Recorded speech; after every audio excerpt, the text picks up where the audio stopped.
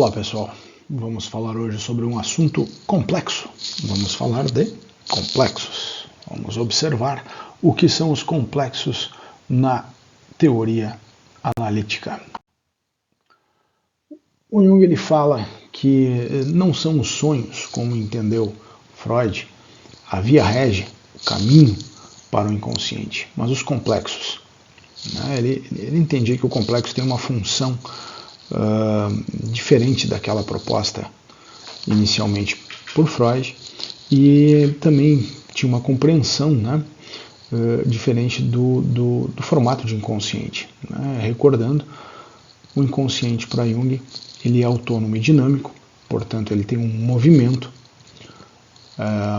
e esse movimento ele traz uma vida, uma cor totalmente diferente para vários formatos, vários tipos de conteúdo que são expressos então aqui no formato, como Jung percebia. E os complexos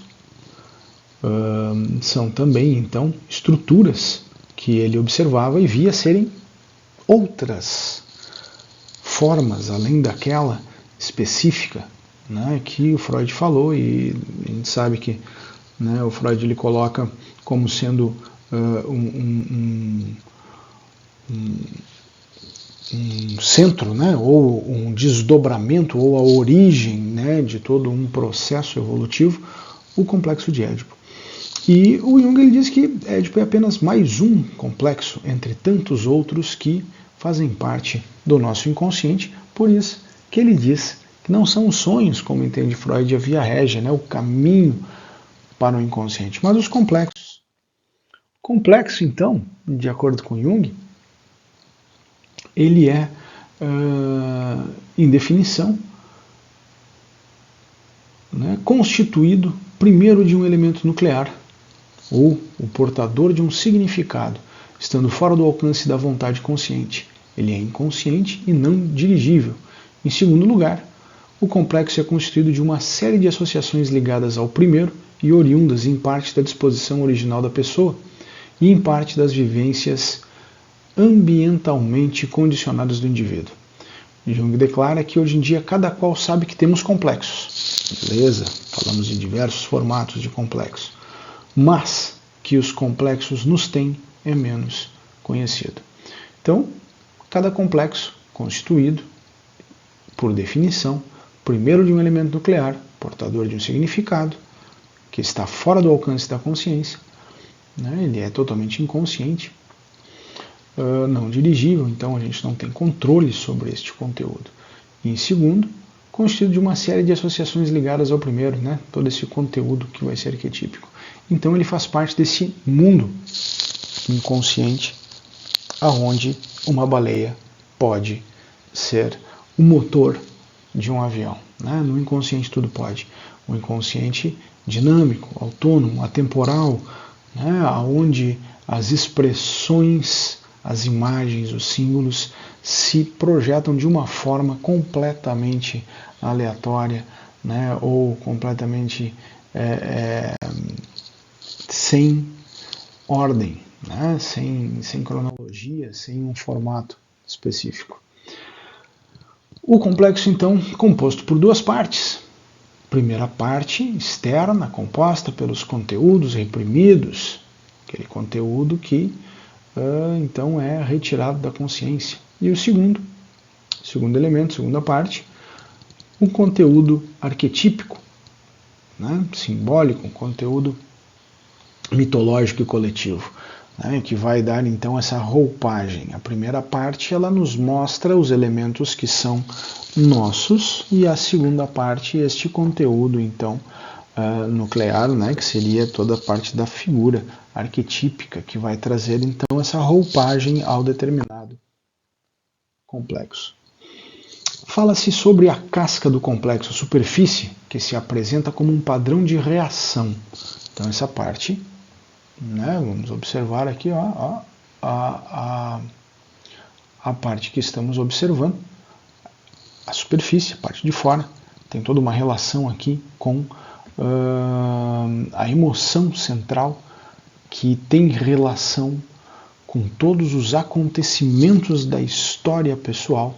Então, de acordo com Jung aqui, a superfície que se apresenta como um padrão de reação dependente de uma rede de associações em torno de uma emoção central adquirida individualmente por acontecimentos ou traumas, principalmente da infância.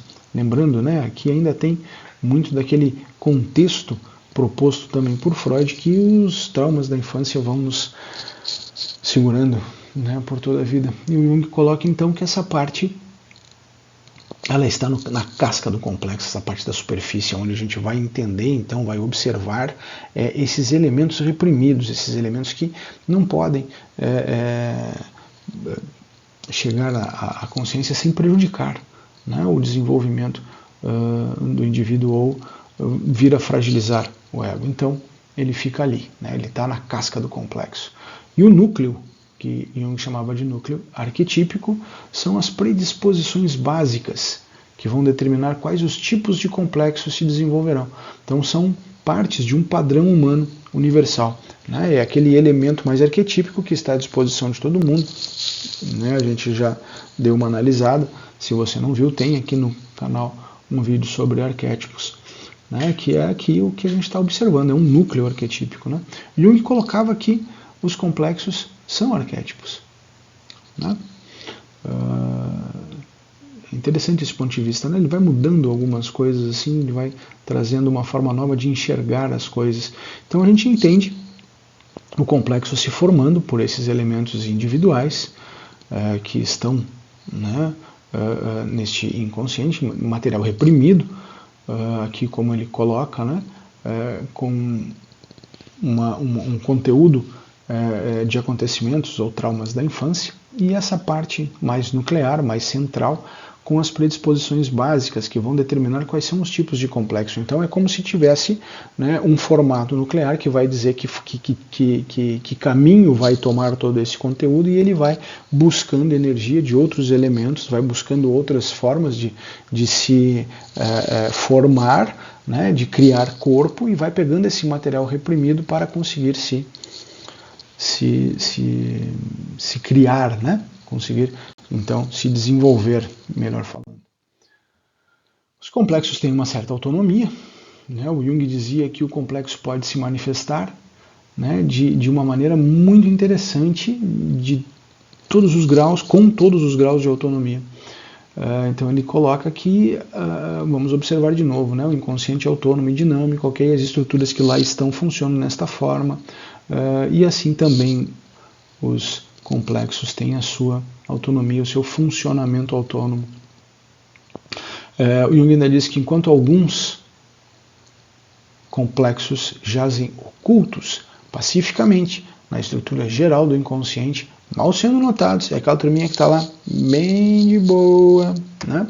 Outros trabalham como perturbadores da ordem caseira da psique, e outros ainda já abrem caminho para o interior do consciente, mesmo ali não se deixam influenciar e permanecem, num número maior ou menor grau, como teimosos aristocratas. Então, marcando território. Estou aqui, estou fazendo, né? A gente pode dar vários nomes novos, né? E se encontra várias formas de compreender hoje, inclusive de uma forma bastante leiga. De vez em quando eu vejo as pessoas falando, né, que ela tem um padrão de pensamento que ela precisa modificar, e aí eu fico ouvindo a pessoa falando sobre essa barreira que ela cria, né, essa questão de que precisa ser uma mudança. Eu fico olhando e digo, gente, esse cara está falando de um complexo, né, ele está trazendo uma construção que lembra muito um complexo. Será? E a gente dá uma possibilidade de analisar. Então aqui o Jung está dizendo que o complexo ele tem uma autonomia, né, de uma forma interessante, ele tem uma autonomia. Recoloca aqui, né, que os complexos conhecidos apenas intelectualmente precisam ser rigorosamente distinguidos dos que são reconhecidos de fato. Quer dizer, devem ser tornados conscientes para que deixem realmente de exercer um efeito perturbador, porque depois disso não se trata mais de um complexo, mas apenas conteúdo que o consciente assimilou. O complexo faz parte da estrutura básica da psique, então ele está ali, faz parte. né? E observa que interessante, a partir do momento que a gente consegue compreender como é que ele funciona, esse conteúdo vai ser assimilado, né?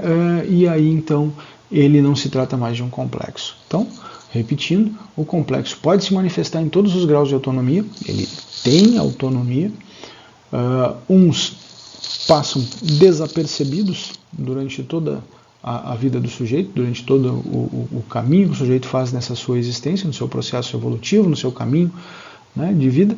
Outros aparecem como os teimosos aristocratas, então querendo espaço, querendo ser visto, querendo ser escutados, e outros estão ali, né, de forma mais desafiadora, influenciando, atrapalhando mesmo o nosso comportamento. E aí então são os desafiadores, né, a maneira de compreender o que está acontecendo e como superar isto. Ok, mas e como é que se faz tudo isso? Como é que se supera? Bom, aí então entra a psicoterapia, né? Entra a caminhada, entra essa jornada em busca do processo de individuação, essa jornada em busca do autoconhecimento, essa jornada terapêutica. Então, é preciso fazer psicoterapia. De forma curta, breve, porém profunda, estes são os complexos. De maneira bem rasa, é assim que funciona um complexo. Complexo esse assunto, né? Até mais.